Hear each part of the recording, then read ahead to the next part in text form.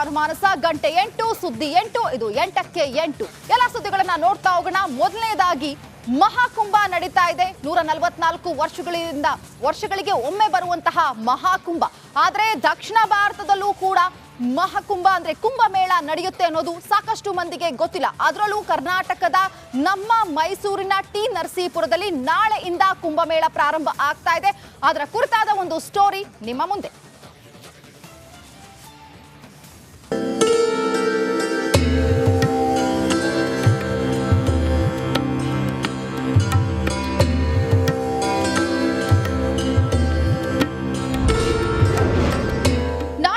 ಕರುನಾಡ Kumbh Mela, T ನರಸೀಪುರದಲ್ಲಿ Kumbh Mela ವೈಭವ. ಪ್ರಿಯ ವೀಕ್ಷಕರೇ, ಇದು ಇಡೀ ಕರುನಾಡು ಹೆಮ್ಮೆ ಪಡುವ ವಿಷಯ, ಇಡೀ ಕನ್ನಡಿಗರು ಸಂತಸ ಪಡುವ ವಿಷಯ. ಕೇವಲ ಉತ್ತರ ಭಾರತದಲ್ಲಷ್ಟೇ ನಡೆಯುವ ಕುಂಭಮೇಳ ನಮ್ಮ ಕರುನಾಡಲ್ಲಿ ನಡೆಯುತ್ತಿದೆ. ಮೈಸೂರಿನ ಟಿ ನರಸೀಪುರದಲ್ಲಿ ದಕ್ಷಿಣ ಭಾರತದ ಕುಂಭಮೇಳ ಸಂಭ್ರಮ ಮೇಳೈಸಿದೆ.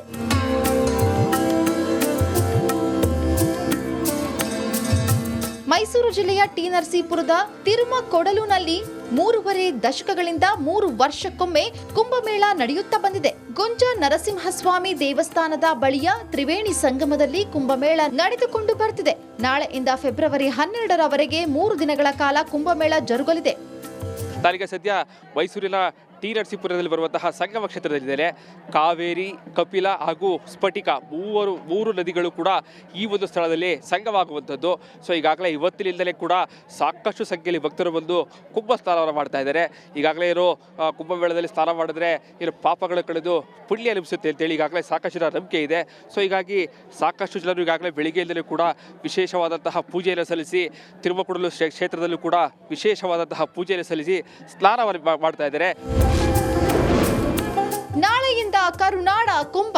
ನಾಳೆ ಬೆಳಗ್ಗೆ 9 ಗಂಟೆಗೆ ಶ್ರೀ ಅಗಸ್ತೇಶ್ವರ ಸನ್ನಿಧಿಯಲ್ಲಿ ಅನುಜ್ಞೆ, ಪುಣ್ಯಾಹ, ಗಣಹೋಮ, ಪೂರ್ಣಾಹುತಿ, ಅಭಿಷೇಕ, ಮಹಾಮಂಗಳಾರತಿ ನೆರವೇರಿಸಲಾಗುತ್ತೆ.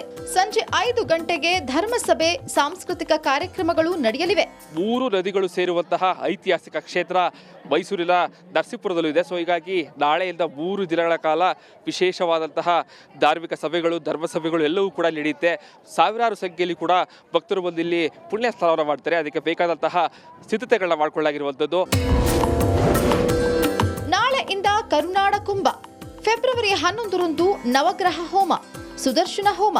ಬೆಳಗ್ಗೆ 11 ಗಂಟೆಗೆ ಧರ್ಮಸಭೆ ನಡೆಯಲಿದೆ. ಸಂಜೆ 6 ಗಂಟೆಗೆ ಶ್ರೀ ರುದ್ರ ಹೋಮ, ಪೂರ್ಣಾಹುತಿ. ರಾತ್ರಿ 7 ಗಂಟೆ ವೇಳೆಗೆ ವಾರಣಾಸಿ ಗಂಗಾರತಿ ಮಾದರಿಯಲ್ಲಿ ದೀಪಾರತಿ ಕಾರ್ಯಕ್ರಮ ನಡೆಯಲಿದೆ. 11ನೇ ತಾರೀಕು ಇಲ್ಲೂ ಕೂಡ ಗಂಗಾರತಿಯನ್ನು ಮಾಡೋದಕ್ಕೆ ಈಗಾಗಲೇ ಜಿಲ್ಲಾಡಳಿತ ಸಿದ್ಧತೆಗಳು ಮಾಡಿಕೊಳ್ಳಲಾಗಿದೆ. ಇಲ್ಲಿಗೆ ಬರುವಂತಹ ಭಕ್ತರಿರ್ಬೋದು, ಎಲ್ಲರಿಗೂ ಕೂಡ ಯಾರಿಗೂ ಕೂಡ ತೊಂದರೆ ಆಗಬಾರ್ದು ಅಂತೇಳಿ ಒಂದಷ್ಟು ಸಲಹೆ ಸೂಚನೆಗಳನ್ನು ಹಾಕಿದ್ದಾರೆ. ಭಕ್ತರು ಸ್ನಾನ ಮಾಡಿದಲ್ಲಿ ಬಟ್ಟೆ ಬದಲಾಯಿಸೋದಕ್ಕೂ ಕೂಡ ನದಿ ಪಾತ್ರದಲ್ಲಿ ಸಾಕಷ್ಟು ವ್ಯವಸ್ಥೆಗಳನ್ನ ಮಾಡಿಕೊಳ್ಳಲಾಗಿದೆ. ನಾಳೆಯಿಂದ ಕರುನಾಡ ಕುಂಭ.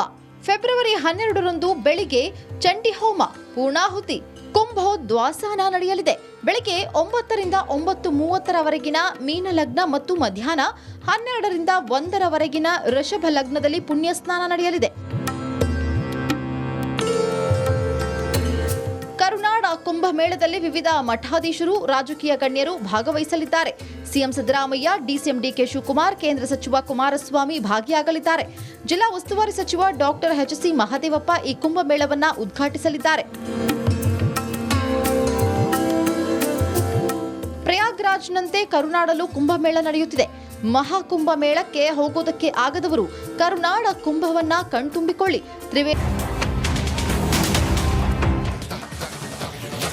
ನಮಸ್ಕಾರ, ನೀವು ನೋಡ್ತಾ ಇದ್ದೀರಾ ರಿಪಬ್ಲಿಕ್ ಕನ್ನಡ. ಅನುಮಾನಸ ಗಂಟೆ 8 ಸುದ್ದಿ 8 ಇದು 8ಕ್ಕೆ 8 ಎಲ್ಲ ಸುದ್ದಿಗಳನ್ನ ನೋಡ್ತಾ ಹೋಗೋಣ. ಮೊದಲನೇದಾಗಿ ಮಹಾಕುಂಭ ನಡೀತಾ ಇದೆ. 144 ವರ್ಷಗಳಿಗೆ ಒಮ್ಮೆ ಬರುವಂತಹ ಮಹಾಕುಂಭ.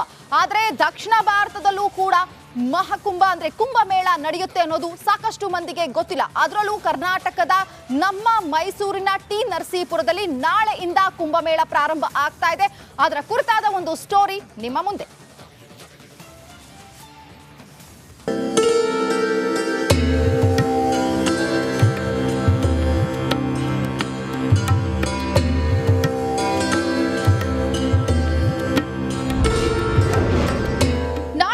ಕರುನಾಡ ಕುಂಭಮೇಳ ನರಸೀಪುರದಲ್ಲಿ ಕುಂಭಮೇಳ ವೈಭವ. ಪ್ರಿಯ ವೀಕ್ಷಕರೇ, ಇದು ಇಡೀ ಕರುನಾಡು ಹೆಮ್ಮೆ ಪಡುವ ವಿಷಯ, ಇಡೀ ಕನ್ನಡಿಗರು ಸಂತಸ ಪಡುವ ವಿಷಯ. ಕೇವಲ ಉತ್ತರ ಭಾರತದಲ್ಲಷ್ಟೇ ನಡೆಯುವ ಕುಂಭಮೇಳ ನಮ್ಮ ಕರುನಾಡಲ್ಲಿ ನಡೆಯುತ್ತಿದೆ. ಮೈಸೂರಿನ ಟಿ ನರಸೀಪುರದಲ್ಲಿ ದಕ್ಷಿಣ ಭಾರತದ ಕುಂಭಮೇಳ ಸಂಭ್ರಮ ಮೇಳೈಸಿದೆ.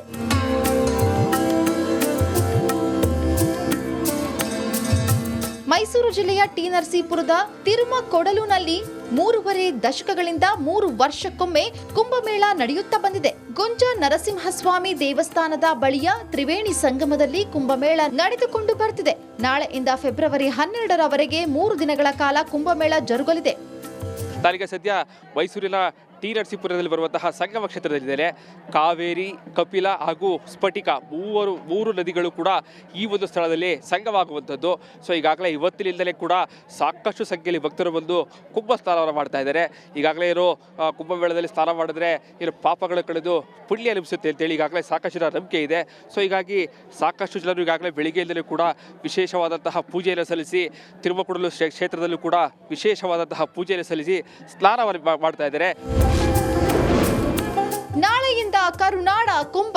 ನಾಳೆ ಬೆಳಗ್ಗೆ 9 ಗಂಟೆಗೆ ಶ್ರೀ ಅಗಸ್ತೇಶ್ವರ ಸನ್ನಿಧಿಯಲ್ಲಿ ಅನುಜ್ಞೆ, ಪುಣ್ಯಾಹ, ಗಣಹೋಮ, ಪೂರ್ಣಾಹುತಿ, ಅಭಿಷೇಕ, ಮಹಾಮಂಗಳಾರತಿ ನೆರವೇರಿಸಲಾಗುತ್ತೆ. ಸಂಜೆ 5 ಗಂಟೆಗೆ ಧರ್ಮಸಭೆ, ಸಾಂಸ್ಕೃತಿಕ ಕಾರ್ಯಕ್ರಮಗಳು ನಡೆಯಲಿವೆ.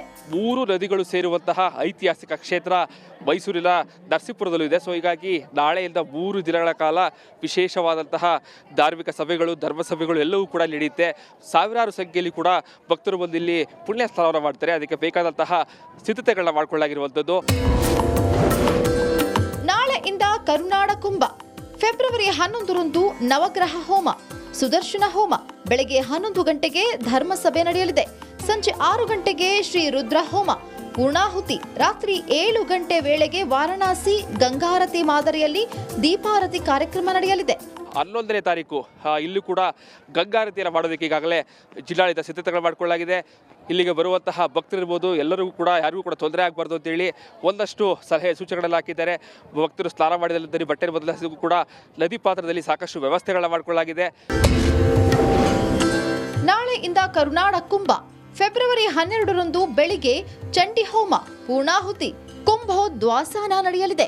ಬೆಳಗ್ಗೆ 9ರಿಂದ 9:30ರವರೆಗಿನ ಮೀನ ಲಗ್ನ ಮತ್ತು ಮಧ್ಯಾಹ್ನ 12ರಿಂದ 1ರವರೆಗಿನ ವೃಷಭ ಲಗ್ನದಲ್ಲಿ ಪುಣ್ಯ ಸ್ನಾನ ನಡೆಯಲಿದೆ. ಕರುನಾಡ ಕುಂಭಮೇಳದಲ್ಲಿ ವಿವಿಧ ಮಠಾಧೀಶರು, ರಾಜಕೀಯ ಗಣ್ಯರು ಭಾಗವಹಿಸಲಿದ್ದಾರೆ. CM Siddaramaiah, DCM DK Shivakumar, ಕೇಂದ್ರ ಸಚಿವ ಕುಮಾರಸ್ವಾಮಿ ಭಾಗಿಯಾಗಲಿದ್ದಾರೆ. ಜಿಲ್ಲಾ ಉಸ್ತುವಾರಿ ಸಚಿವ ಡಾಕ್ಟರ್ ಎಚ್.ಸಿ. ಮಹದೇವಪ್ಪ ಈ ಕುಂಭಮೇಳವನ್ನ ಉದ್ಘಾಟಿಸಲಿದ್ದಾರೆ. ಪ್ರಯಾಗ್ರಾಜ್ನಂತೆ ಕರುನಾಡಲ್ಲೂ ಕುಂಭಮೇಳ ನಡೆಯುತ್ತಿದೆ. ಮಹಾಕುಂಭಮೇಳಕ್ಕೆ ಹೋಗೋದಕ್ಕೆ ಆಗದವರು ಕರುನಾಡ ಕುಂಭವನ್ನ ಕಣ್ತುಂಬಿಕೊಳ್ಳಿ.